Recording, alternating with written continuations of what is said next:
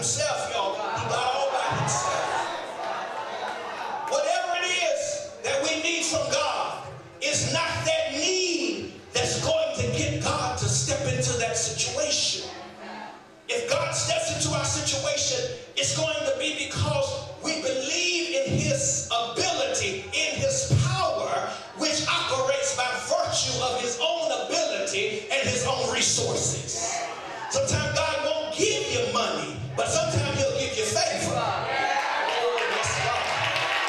I just told you a few minutes ago, sometimes what the doctor saw in one x-ray is gone by the time you go back and look at it again. Jay Irish should have been calling the paramedics. Y'all not reading the Bible like I read it. Because by the time he gets to Jesus, his daughter is dead. He should have been calling the paramedics because his daughter has just died. But his faith said, just because she has died does not mean she has to stay dead. Because I know somebody who has the power by virtue of his own ability and his own resources to make her live again. So when Jairus said what he said to Jesus, Jesus responds because what he said spake to the ability of Jesus. Look at it right here, and I'm about through.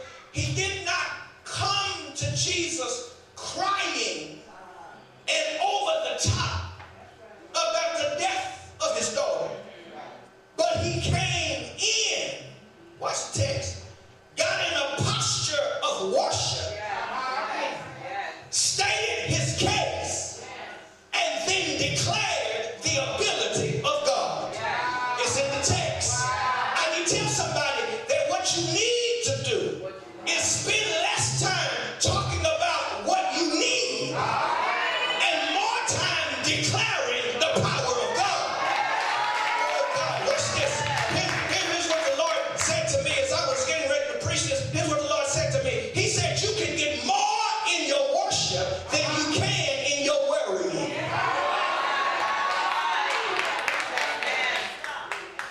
Faith causes what is happening, I like this, in heaven to happen on earth. But I get to it in worship. When Jairus kneels before Christ, it's a symbol, it's symbolic of his acknowledgement of both the authority and the power of Christ. See, because there is a difference between authority and power. Power means I can do it. Authority means I have a right to do it. When I worship God, it is not just my declaration that I believe that God is able, but it's my submission to the will of God concerning my situation. Paul said it like this, if you need a word on it. He says, in everything, give thanks, for this is the will of God concerning you. Once I get in his will, worship him, and activate my faith, whatever was meant to live that has died has to come back to life. And so, can you preach to somebody who made up in your mind that quitting is not an option? I'm preaching to anybody in here. I need to talk to somebody and let you know ministry is not an option. Obedience is not an option. Some stuff that you know God gave you has died. The devil is trying to convince you to bury it and move on.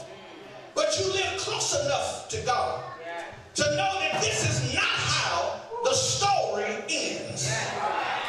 You stay in God's face. You stay there enough to know that it might die one day. But I need about 5 people in this church today who made up in your mind, it might die one day. But today is not the day. Oh God. People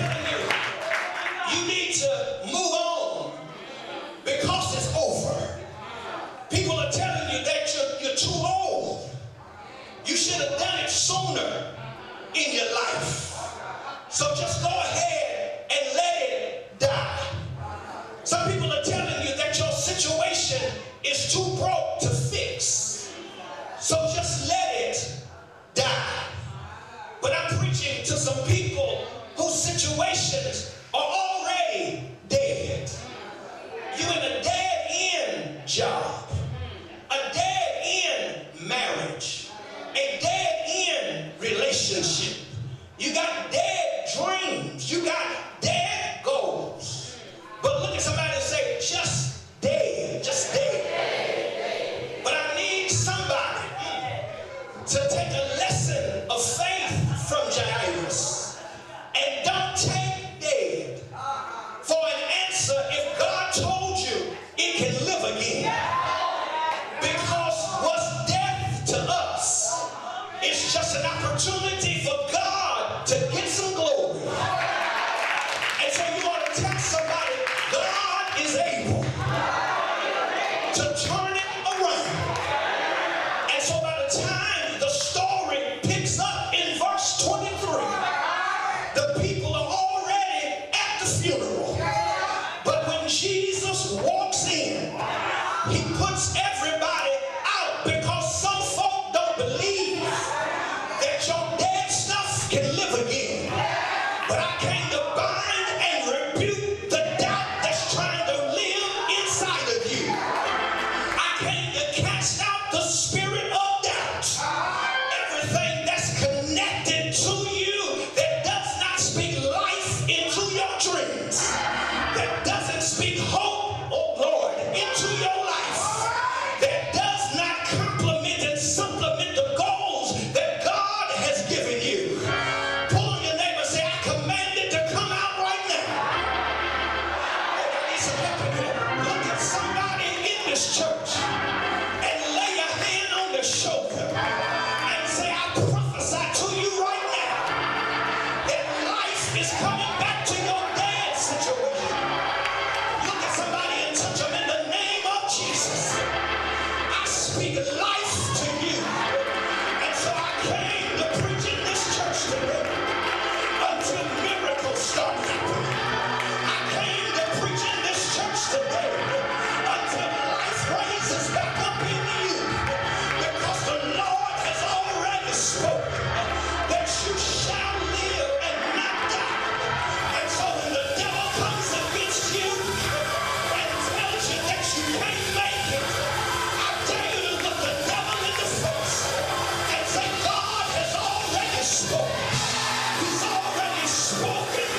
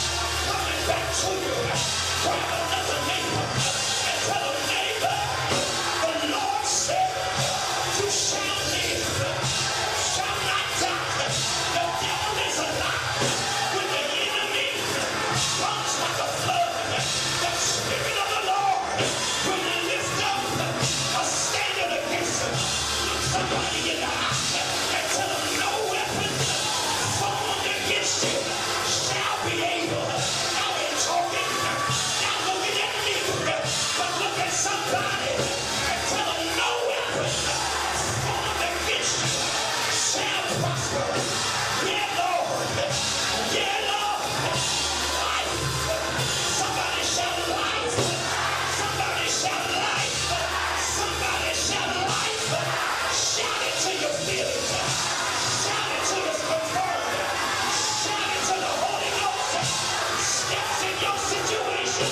Shout it so the devil can hear you. Shout it so your enemies can hear it. Shout it until you feel it in your spirit.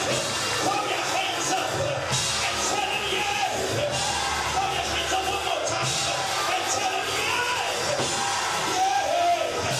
Yeah. Yeah.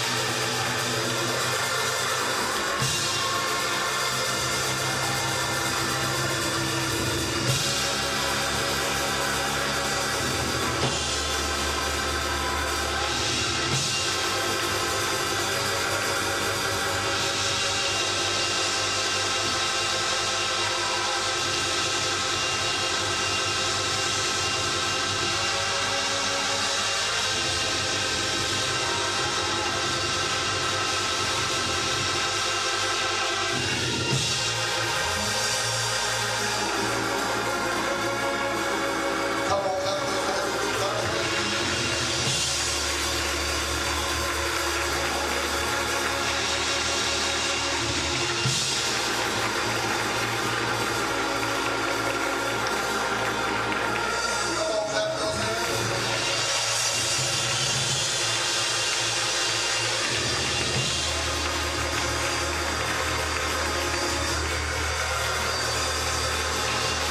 God sent his son.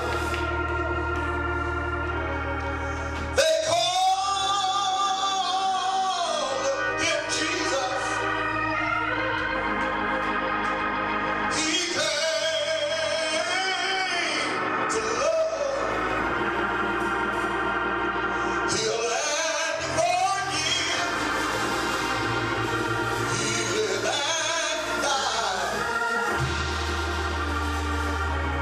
to buy my pardon. And indeed, in that to prove my Savior, he lives. Somebody shout life. Because he lives,